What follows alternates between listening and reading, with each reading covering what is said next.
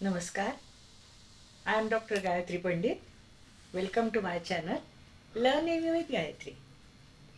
आपण SSC बोर्डाच्या 6वीच्या पुस्तकातला घर नावाची जी कविता आहे ना ती बघत होतो. ती आपण शिकलो. घर ही कविता धुंडीराज जोशी यांनी लिहिली आहे. तर ही कविता आपण शिकलो. आपण त्याच्यावरचे आज प्रश्नोत्तर बघणार आहोत. SSC बोर्डाच्या 6वीच्या पुस्तकातला घर नावाचा धडा, त्याच्यावरची ही आता प्रश्नोत्तर आणि थोडंफार व्याकरण. तर आपण आता बघूया घर या कवितेतले प्रश्नोत्तर. पहिल्यांदा सुरुवातीला आपण त्यातले शब्दार्थ बघूया. शब्दार्थ कसे असतात की शब्द असतो त्याला पॅरलल शब्द असतो, सिनॉनिम्स दिलेले असतात. तर हे सिनॉनिम्स आपल्याला आता बघायचे की या कवितेतले काही शब्द आपल्याला जे छान आहेत, आवश्यक आहेत, ज्याचा अर्थ कळल्यानंतर आपल्याला ते खूप छान प्रकारानं वापरता येतात. आता बघूया. देखण्या. देखण्या हा शब्द आहे. घर असते देखण्या कृती. ह्या वाक्यामध्ये हा देखण्या हा शब्द आलेला आहे. देखण्या म्हणजे सुंदर, सुरेख. वास्तू. वास्तू म्हणजे इमारत. ओल्या भावना. ओल्या म्हणजे इथं काही भिजलेल्या नसतात किंवा त्याला पाणी लागलेलं असतं असं काही नाही. ओल्या भावना म्हणजे प्रेमळ भावना, ज्याच्याबद्दल आपल्याला समोरच्याबद्दल जे प्रेम वाटतं, त्याच्याबद्दल जिव्हाळा वाटतो, त्याला ओल्या भावना, प्रेमळ भावना असं म्हटलं जातं. वात्सल्य ही पण ओली भावना आहे. जिव्हाळा. जिव्हाळा म्हणजे प्रेम. दुःखाचा डोंगर. दुःखाचा डोंगर चढणे. दुःखाला सामोरे जाणे. दुःख समोर आलं तर त्याला आपल्याला फेस करता आलं पाहिजे. आणि हे आपल्याला आपल्या घरातून समजतं. नुसतं घर हे 4 भिंती नसतात, तर त्यातली जी माणसं असतात ती आपल्याला सपोर्ट करतात. म्हणून कुठल्याही प्रकारच्या दुःखाच्या प्रसंगाला, अडचणीच्या प्रसंगाला आपल्याला घर मदत करतं. कारण घर हे 4 भिंतींचं नसतं तर आतल्या माणसांचं असतं आणि ही माणसं आपल्याला सपोर्ट करतात. जवळ करणे. स्वीकारणे. जवळ करणे म्हणजे काय? स्वीकारणे. अपार. अपार म्हणजे खूप. अमाप. खूप असा याचा अर्थ होतो. गप्पिष्ट. जो गप्पा मारतो त्याला गप्पिष्ट म्हणतात. खूप गप्पा मारायला ज्याला आवडतो ना त्याला गप्पिष्ट म्हणतात. गप्पा करणारे, खूप बोलणारे, गप्पा मारणारे त्याला गप्पिष्ट म्हणतात. चविष्ट. टेस्टी. सुंदर चव असलेले. चव असलेले, सुंदर चव असलेले टेस्टी. टेस्टी म्हणजे चविष्ट. आता हे झाले शब्दार्थ. आता आपण बघूया प्रश्नोत्तर. 1-2 वाक्यात उत्तरे लिहा. माणसाची पहिली शाळा कुठे सुरू होते?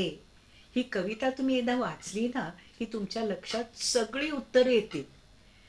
माणसाची पहिली शाळा, अगदी जन्म झाल्यानंतर मनुष्य वाढायला लागतो, जसा मोठा व्हायला लागतो तसं त्याला ते घरातली माणसं शिकवत राहतात. म्हणून पहिली शाळा कुठली? घर. घराने कोणत्या गोष्टी जवळ कराव्यात? घराने कोणत्या वस्तू, कोणत्या गोष्टी जवळ कराव्यात? मूल्ये. जी मूल्ये असतात, ज्याला आपण काही किंमत देतो, ती मूल्ये जवळ केली पाहिजेत. आणि नवीन ज्ञान. नवीन ज्ञान असतं ते घरातल्या माणसांनी आत्मसात केलेलं असतं. आता तुम्ही बघा, जुनी माणसं असतात त्यांना कम्प्युटर माहीत नाही. त्यांना कम्प्युटर त्यांच्या तारुण्यामध्ये, त्यांच्या यंग एजमध्ये त्यांना कम्प्युटर माहीत नव्हता. त्यांनी जवळ केली ना ही टेक्नॉलॉजी. याचा अर्थ काय होतं? नवीन ज्ञान जवळ करणे. कोणत्या गोष्टी जवळ कराव्यात? नवीन ज्ञान आणि मूल्य. आईच्या हातचे जेवण कसे असते? चविष्ट. खूप सुंदर चवीचं असतं.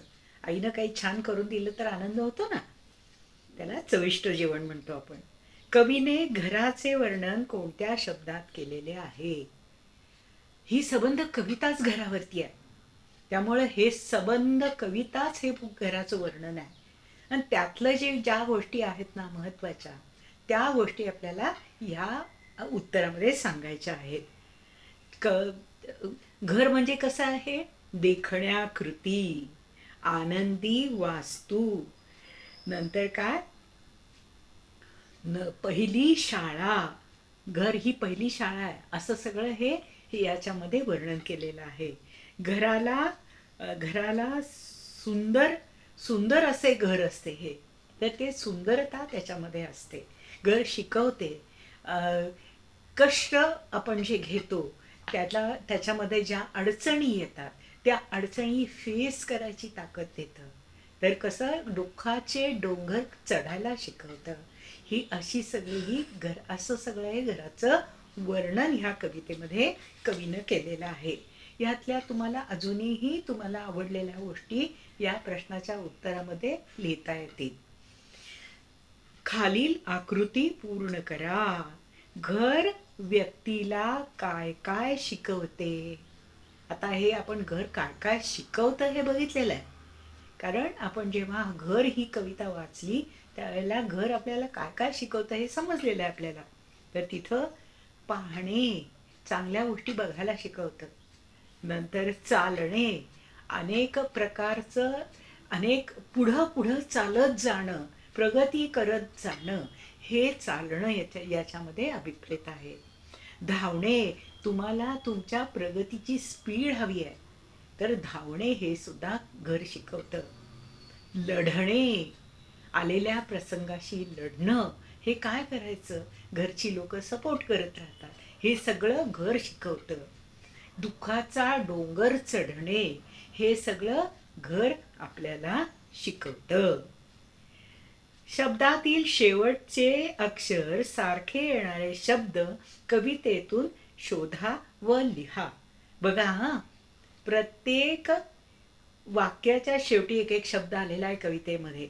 आता बघा हा, घर नाही चार भिंती, घर असते देखण्या कृती. आता ती आणि ती हे जोडून आलं. तसंच बघा, घर नाही एक वस्तू, शेवटचं अक्षर काय आलं? वस्तू. घर म्हणजे आनंदी वास्तू. असेच इथं जे शब्द दिलेले आहेत त्याला त्याच पद्धतीनं म्हणता येणारे जे पुढचे शब्द आहेत ना, ते आपल्याला हे शोधायचे.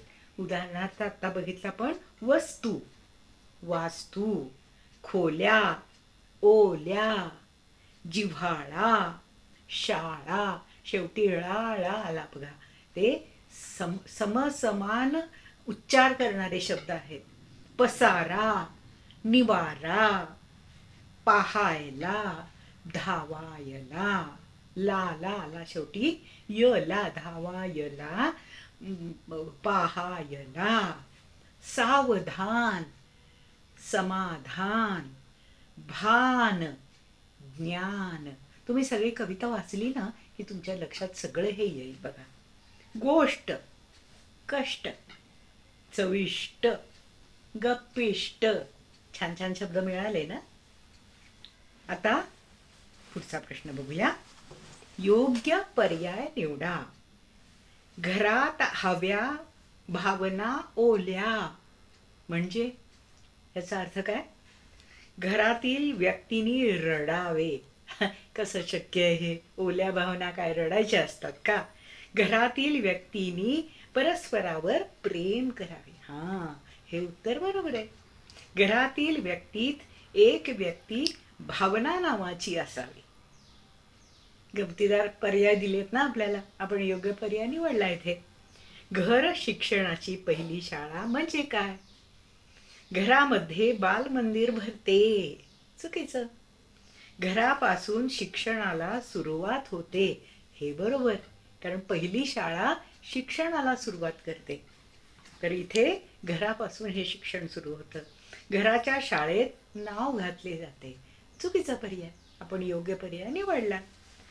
जवळ करावी नवी मूल्ये, नवीन ज्ञान, म्हणजे काय? नवी मूल्ये व नवीन ज्ञानाच्या जवळ राहायला जावे. चुकीचा. रोज नवीन मूल्यांची व ज्ञानाची पुस्तके वाचावीत. नुसतं वाचावीत असं नाही, घरातली जी मोठी माणसं असतात ते नवीन प्रकारचं ज्ञान शिकवतात. फक्त मोठीच माणसं असं नाही, आपल्या बरोबरीची माणसं जी असतात, आपली भावंड असतात, अनेक प्रकारानं त्यांचं वाचन चाललेलं असतं, आपण वाचत असतो. आपण एकमेकांना हे शेअर केलं पाहिजे. रोज नवीन मूल्यांची व ज्ञानाची पुस्तके वाचावीत आणि एकमेकांना शेअर करावं. काळानुसार मूल्य व ज्ञानामध्ये बदल स्वीकारावेत. काळानुसार जी योग्य आहेत तीच मूल्य शिकली गेली पाहिजेत, तीच आत्मसात करता आली पाहिजेत. आणि ज्ञानसुद्धा काळानुसार पुढं पुढं जात जातं, तेही आपल्याला शिकायला हवं. तुमच्या परिसरातील घराला दिलेली नावे पहा. आपण अनेक प्रकारची नावे बघतो. शैलेंद्र असं नाव असतं घराचं नाव, एखादं आनंद हे नाव असतं, एखाद्या व्यक्तीचं नाव दिलेलं असतं, आईचा आशीर्वाद, आजीचा आशीर्वाद, अशी सुद्धा घराला नावं असतात. कारण त्या त्या घराशी त्या व्यक्तीचा संबंध जोडलेला असतो. कमला असं नाव असतं. अशी अनेक प्रकारची नावं जी असतात ती आपल्या घराच्या आसपास जे घरं असतात ना, जे बिल्डिंग्स असतात त्याला नावं दिलेली असतात. तर ही बघा, मधुकुंज, मधुकुंद, ही पण नावं अनेक ठिकाणी दिसतात. खालील शब्द व त्याचे अर्थ लक्षात ठेवा. आता इथे पॅरलल शब्द दिलेले आहेत, काही अर्थ दिलेले आहेत. चविष्ट, आपण बघितलं चविष्ट म्हणजे काय, तर छान चव असणारं, खूप सुंदर चव असणारं. चविष्ट म्हणजे चव असणारं. विशिष्ट, विशिष्ट आहे बरं का, इथे विशिष्ट नाही आहे, हे लक्षात घ्या. विशिष्ट, ट ट टाटामधलं. विशिष्ट आपण टाटा म्हणतो ना, नाही म्हणत आपण, तर इथे टाटा त्याच्यातलं ट आहे. विशिष्ट, ठराविक प्रकारचा. भ्रमिष्ट, भ्रम झालेला. भ्रम म्हणजे एखाद्या गोष्टीला काय होतं, ते जे आहे ते नाही नाही दिसत आणि त्याला काहीतरी वेगळंच दिसतं, त्याला भ्रम म्हटलं जातं. भ्रमिष्ट म्हणजे असं जे काही वेगळंच दिसतं त्याला भ्रमिष्ट म्हटलं जातं. भ्रम झालेला. गप्पिष्ट, आता हे सगळे जे आहेत ना शब्द, हे ट किंवा सगळीकडे ट एंडिंग असलेले शब्द आहेत बघा. चविष्ट, विशिष्ट, भ्रमिष्ट, गप्पिष्ट, कोपिष्ट, अनिष्ट, यातले काही शब्द आपल्याला ह्याच्यामध्ये आलेले आहेत कवितेमध्ये. काही आलेले नाही आहेत, ते आपण नवीन शिकतोय. बघा बरं, नवीन ज्ञान शिकवतं ना आपल्याला. आपण जे वाचतो, जे आपण अर्थ समजून घेतो, ते आपल्याला नवीन ज्ञान देतं, नवीन ज्ञान मिळतं आपल्याला. आणि त्याचा उपयोग आपण आपण जेव्हा काही लिहितो, काही बोलतो, काही वाचतो, त्यावेळेला आपल्याला हे शब्द उपयोगाला येतात. गप्पिष्ट म्हणजे गप्पा मारणारा. कोपिष्ट, कोप म्हणजे राग बरं का. कोपिष्ट म्हणजे खूप रागावलेला. कोपिष्ट खूप कोप, कोप म्हणजे राग आलेला. अनिष्ट, जे इष्ट नाही ते अनिष्ट. इथं आपल्याला विरुद्धार्थी शब्द पण मिळाले बरं का. इष्ट त्याच्या विरुद्ध अनिष्ट. अनिष्ट म्हणजे योग्य नसलेले, इष्ट म्हणजे योग्य असलेले, आणि अनिष्ट म्हणजे जे योग्य नाही ते. आता इथे अनिष्ट असा शब्द आपल्याला छान नवीन मिळाला. आता पुढे बघूया. खालील शब्दांचे लिंग ओळखा व वचन बदला. लिंग आणि वचन या दोन्हीवरती मी वेगळे वेगळे व्हिडिओज केलेले आहेत, ते तुम्ही जरूर बघा. त्याच्यामध्ये अनेक वेगळ्या वेगळ्या गोष्टी पण मी सांगितलेल्या आहेत आणि त्याचा उपयोग तुम्हाला खूप सुंदर होणार आहे. तर इथे बघा, आता लिंग आणि वचन हे दोन्ही आपल्याला बदलायचे. आधी आपण लिंग बघूया, मग वचन बघूया. सुरुवातीला बघूया घर. ते घर काय असतं, आपण त्या नामाच्या मागे ते किंवा ती किंवा तो हे लावून बघायचं. ते असेल तर नपुसकलिंग, तो असेल तर पुल्लिंग, आणि ती लागलं तर ते स्त्रीलिंग. एवढे 3 शब्द जरी तुम्ही लक्षात ठेवले ना, तरी तुम्हाला लिंग कोणचं आहे हे नक्की समजेल. पण एक मात्र लक्षात घ्यायचं, आधी त्याचं सिंग्युलर करायचं आणि मग त्याला तो ती तो ती ते हे ह्याच्यापैकी लावायचं जे लागेल ते, मगच तुम्हाला लिंग समजणार. नाहीतर काय होईल, पुल्लिंगाला अनेक वचनाला काही ठिकाणी ती लागतं, काही ठिकाणी ते लागतं, अनेक वचनाला लागतं. हे लक्षात घ्या. जेव्हा अनेक वचनाला ते लिंग ते तो ती ते हे लागतं, त्यावेळेला त्याचं आधी सिंग्युलर करून घ्यायचं आणि मग त्याला ती ते आणि तो ह्यातलं कुठलं लागतं हे बघायचं. म्हणजे तुम्हाला लिंग नक्की समजेल, कुठलीही चूक होणार नाही त्याच्यामध्ये. आता बघा, घर, ते घर. आता इथे जर अनेक वचन केलं तर ती घरे होईल, पण ती लावलं तर ते स्त्रीलिंग नाही आहे. त्यामुळं ती घरे, घरेला आधी सिंग्युलर करून घ्यायचं, घर, आणि मग त्याला कुठलं लागतं, ते ती तो, तर ते लागतं ते घर, मग ते नपुसकलिंग. लक्षात आलं का तुमच्या? आता पुढे बघा, भिंत, ती भिंत, स्त्रीलिंग, ती भिंत. चेहरा, तो चेहरा, पुल्लिंग. निवारा, तो निवारा, तो निवारा पुल्लिंग. आई, ती आई, ती आई स्त्रीलिंग. डोंगर, तो डोंगर, तो पुल्लिंग. हवा, ती हवा, ती हवा, ती काय आलं, स्त्रीलिंग आलं.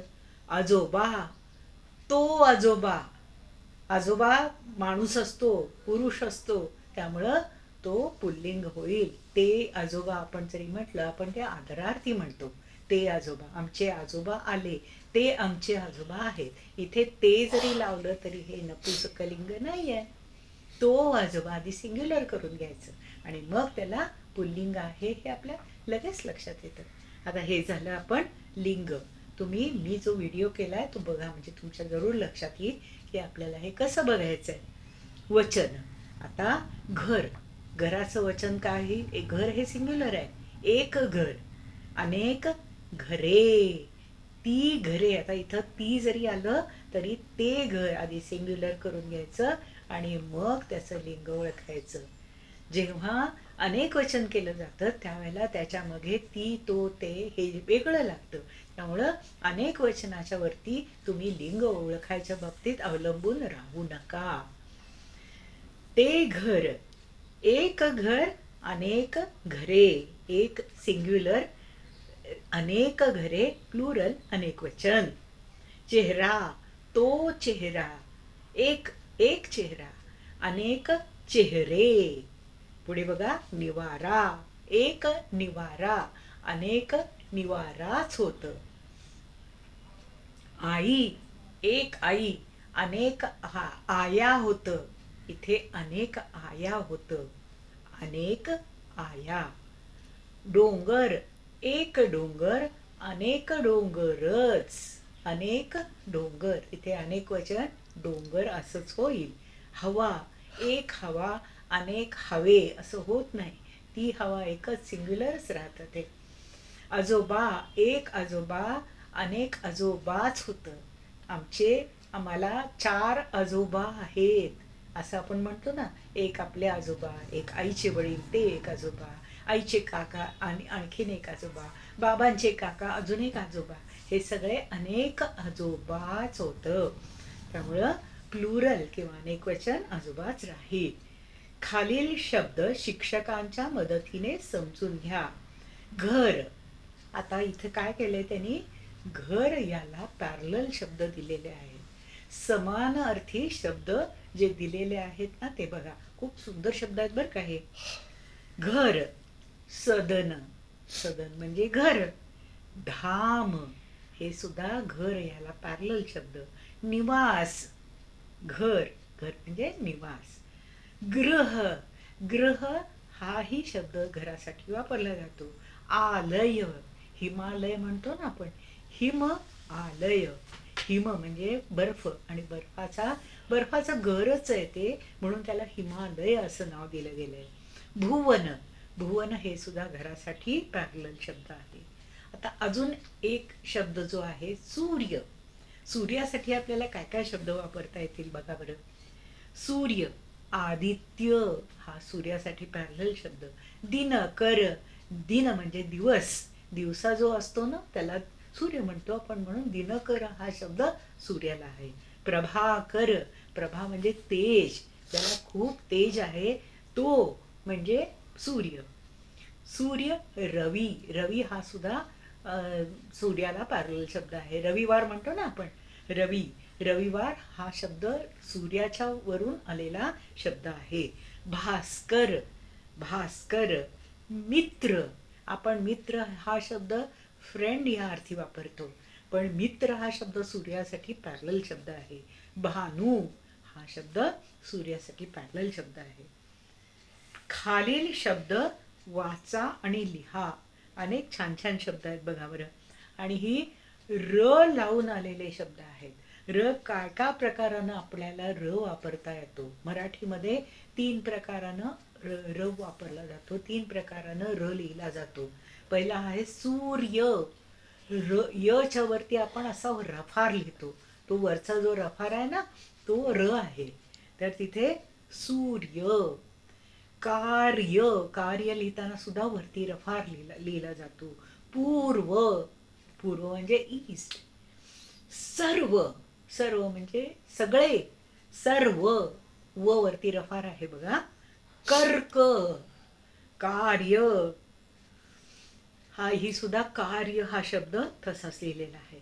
आता दुसरा अजून एका प्रकारचा आपण र लिहितो, चक्र. क च्या पायामध्ये असा तिरका दांडा असतो, तुम्ही बघितलेला आहे. चक्र, क ला तिरका दांडा, तो र होतो. खग्रास, इथे काय केलंय, ग ला पायामध्ये तिरका दांडा दिलेला आहे. प्रकाश, प ला खाली तिरका दांडा दिलेला आहे. तक्रार, क ला खाली तिरका दांडा दिसतो आपल्याला. आम्र, आम्र म्हणजे आंबा. म्र, म्र, म ला खाली तिरका दांडा आहे. ह्या प्रकारानं सुद्धा आपण र लिहितो. राष्ट्र, आता ट च्या खाली एक असा चोच केल्यासारखा, चोच केल्यासारखी खूण आहे बघा. राष्ट्र, ट्र. महाराष्ट्र, ट ला खालती असा चोच केल्यासारखी खूण आहे. सौराष्ट्र, राष्ट्रध्वज, राष्ट्रीय, खाली असा एक असा तिरका चोचीसारखी खूण आहे. आता अजून एका प्रकारानं आपण र लिहितो. मराठीमध्ये किंवा देवनागरीमध्ये 4 प्रकारानं आपण र लिहितो. वाऱ्यावर, वाऱ्या, र्याला असा चंद्रासारखा र लिहिला जातो, चंद्रासारखा असा जो लिहिला जातो तोही रच आहे. साऱ्यांचा, कोऱ्या, सगळ्या ठिकाणी चंद्रासारखा र लिहिलेला आहे. ताऱ्यांना, चाऱ्याला, सगळ्या ठिकाणी असा चंद्र केल्यासारखा र लिहिलेला आहे. असे हे 4 प्रकारानं र मराठीमध्ये लिहिले जातात. तुम्हाला माहिती आहे आता. आणि हे सगळे शब्द तुम्ही तुमच्या बुकमध्ये, तुमच्या पुस्तकामध्ये, तुमच्या वहीमध्ये छान अक्षरामध्ये लिहून काढा बरं का. वस्तू आणि वास्तू या 2 शब्दातील लेखनामध्ये फक्त काना, ज्याला दंडा म्हणतो, दांडा म्हणतो आपण, दंड म्हणतो, तसा तिथे दिलेला दिसतो. दिल्याने फरक पडलाय. कसा? वस्तू, व ला काना नाही आहे. वास्तू, व ला काना आला. व आणि वा असा फरक याच्यामध्ये आहे, तरी अर्थामध्ये किती फरक पडतो बघा. वस्तू म्हणजे एक ऑब्जेक्ट, कुठलाही ऑब्जेक्ट, त्याला आपण वस्तू म्हणू शकतो. वास्तू म्हणजे बिल्डिंग, वास्तू म्हणजे इमारत, वास्तू. तर बघा किती फरक पडला याच्यामध्ये. परंतु अर्थामध्ये खूप फरक आहे. खाली दिलेल्या शब्दांचे अर्थ शोधा आणि लिहा. वस्तू आणि वास्तू हे आपण आता बघितलं. कप आणि काप. कप म्हणजे काय आपल्याला माहित आहे, कप, CUP, कप. आपण जो चहा प्यायला, दूध प्यायला वापरतो ना, तो कप. आणि काप, काप म्हणजे स्लाइस, तुकडा, काप. दुसरं बघा, तार, तार म्हणजे स्ट्रिंग. आणि तारा, आकाशात असतात ना, तारा म्हणजे स्टार्स. बघा किती फरक पडला. खरे आणि खारे. खरे म्हणजे ट्रू आणि खारे म्हणजे सॉल्टी. खारे, सॉल्टी. आपण काय खातो? खारं वेफर्स खातो ना, कसे सॉल्टी असतात, त्याला खारं म्हणायचं. गर, गर म्हणजे पल्प. गर म्हणजे काय? पल्प. आपण याच्यामधला आंब्याचा पल्प घेतो तो गर म्हणतो आपण. आणि गार, थंडगार पाणी. उन्हाळ्यामध्ये थंडगार पाणी पितो ते गार, कोल्ड. घर आणि घार. घर म्हणजे माहिती आहे तुम्हाला? घर, आपण आताच घराबद्दल बोललो. घर म्हणजे हाऊस, हो. घार, तुम्ही आकाशात घार बघितली आहे कधी उडताना? अशी पंख पसरून अशी ग्लाईड करत असते बघा, ती घार आहे. तर ती घार पक्षी आहे. आणि घार नावाचा हा पक्षी आकाशात उंचावरती छान असा ग्लाईड करत असतो, छान उडत असतो. चार, फूर. आणि चारा. चारा म्हणजे गवत किंवा जे प्राण्यांना खायला घातलं जातं, गवत किंवा कडबा, ह्याला चारा म्हणतात. बघा बरं, चार आणि चारा याच्यात किती फरक पडला. अर्थात आपण चार आणि चारा याच्या उच्चारामध्ये पण फरक आहे बरं का. चार मध्ये च हा उच्चार थोडासा वेगळा आहे आणि चारा ह्यातला पण शब्द उच्चार वेगळा आहे. आणि हा जो फरक आहे च आणि च, हा फक्त मराठीत मध्येच आहे बरं का. च छ ज झ य किंवा च छ ज झ य, असे जे फरक आहेत ना, हे फक्त मराठीमध्ये आहेत. बाकी कुठल्याही लँग्वेजमध्ये असे फरक, तेच लिहिलं जातं पण उच्चार वेगळे आहेत. पुढे बघा, पर आणि पार. पर म्हणजे पंख. पर किंवा पर ह्याचा अजून एक शब्द आहे बरं का. पर म्हणजे दुसऱ्याचं. परधर्मीय, पर, परग्रह. पर हा शब्द परत म्हणजे दुसरं ह्या अर्थी पण वापरला जातो. पार, पार म्हणजे अक्रॉस. किंवा पार ह्याचा अजून एक अर्थ आहे की झाडाच्या भोवतीनं जो पार बांधलेला असतो ना, की असं कन्स्ट्रक्शन असतं छोटंसं आणि त्याच्यावरती लोक बसू शकतात, त्याला पार, ही त्यालाही पार असं म्हटलं जातं. बघा बरं, शब्दामध्ये किती फरक पडतो. पर म्हणजे दुसरं आणि पार म्हणजे ते जे कट्टा म्हणा तुम्ही, कट्टा असं म्हणू शकता त्याला. वर आणि वार. वर म्हणजे वर आणि वार म्हणजे रविवार, सोमवार, मंगळवार. वार आला ना इथं, वार म्हणजे डे. तिथे वर आणि वार असे फरक पडत जातात. किती अर्थाचा फरक पडतो बघा बरं. तुमच्या घराचे चित्र काढून रंगवा आणि त्याचे 6-7 वाक्यात वर्णन करा. आता ह्याच्यामध्ये घराचं जे आपण वर्णन करू ना, त्यावेळेला तुम्ही खोल्यांचं वर्णन करू शकता, हरकत नाही, करा. तेही घराचा एक भागच आहे. पण ह्याच्यामध्ये तुम्हाला अपेक्षित काय आहे? घरामध्ये तुमच्या कोण कोण राहतं, ती लोक कशी आहेत, ती तुमच्याशी कशी आहेत, तुम्ही त्यांच्याशी कसे आहात, तुम्ही त्यांना मदत कशी करता, ते तुम्हाला मदत कसे करतात, त्यांच्याकडून तुम्ही काय काय शिकता. आणि हे सगळं तुम्हाला घर, तुमचं घर, माझं घर ह्या नावाखाली हे सगळं तुम्हाला लिहिता येईल. तुमची खोली कशी आहे, तुम्ही ती खोली कशी ठेवता, हे सगळं तुम्हाला त्याच्यामध्ये लिहिता येईल. पुष्कळ गोष्टी लिहिता येईल. हे माझे घर, माझ्या घराचं नाव आनंदी. हे घर, हे माझ्या आनंदी घर हे माझ्या घराचं नाव आहे. त्या घरामध्ये मी, माझी आई, बाबा, आजी, आजोबा, आम्ही सगळेजण खूप प्रेमाने राहतो. माझी एक छोटी खोली आहे, त्या खोलीमध्ये माझं एक टेबल आहे. त्या टेबलावरती बसून मी माझा अभ्यास करतो. काही वेळेला मी त्या टेबलावर बसून काही गोष्टी तयार पण करायचा प्रयत्न करतो. मला ते करायला खूप आवडतं. माझे आजी आजोबा मला मदत करतात. आजी मला छान छान गोष्टी सांगते. स्वयंपाकघरामध्ये मी अनेक वेळेला खूप लुडबुड करतो. काही वेळेला आई पोळ्या करत असताना त्याची कणिक घेतो, ती कणिक घेऊन ती लाटतो, लाटायचा प्रयत्न करतो, प्रयत्न करते. मुलगी असेल तर तुम्ही तसं लिहा, काही हरकत नाही. मग घरामध्ये टेबलावरती एका ट्रेमध्ये फळं ठेवलेली असतात. ती फळं मला खूप आवडतात. त्यातलं हे अमुक अमुक फळ मला खूप आवडतं, असं सगळं तुम्ही त्याच्यामध्ये लिहू शकता. बघा तुम्हाला काय काय लिहायला येतं. तर आज आपण काय बघितलं, घर या कवितेवरचे जे प्रश्नोत्तर आहेत ते बघितले, त्याच्यामध्ये जे व्याकरण आपल्याला पाहिजे होतं तेही बघितलं. तुम्हाला माझं आज शिकवणं कसं वाटलं मला जरूर सांगा. माझ्या चॅनलला लाईक करा, सबस्क्राईब करा आणि शेअर करा. थँक्यू.